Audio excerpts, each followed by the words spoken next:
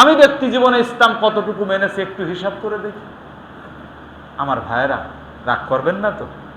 একটা প্রশ্ন করি, আপনারা জবাব দেবেন পার্সোনালি না, সামগ্রিক জবাব দেন। আমার ভাইয়েরা, এখানে হয়তো 100 জন ভাই আমার উপস্থিত আছেন।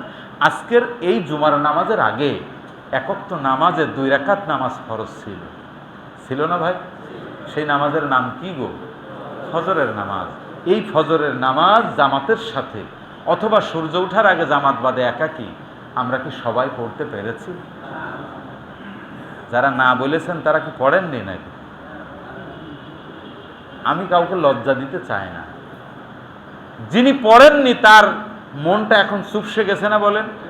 আপনি পড়েছেন, আপনার মনটা এরকম খুলে গেছে, আপনার আত্মাটা এরকম বড় হয়ে গেছে যে হুজুর যা বলছে আমি তো প্রশ্ন উত্তীর্ণ হয়ে গেছি।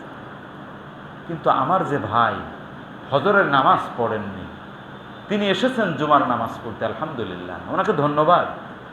উনি জুমার সালাত আদায় করতে এসেছেন, কিন্তু ফজরের নামাজটা যে পড়লেন না, এই ফজরের নামাজ না পড়ার যে অপরাধ, এই অপরাধের কোনো রকম কোনো ইবাদত দিয়ে ওটাকে রিকভার করার কোনো সুযোগ আপনার আমার জীবনে কি আর আসবে কোনোদিন?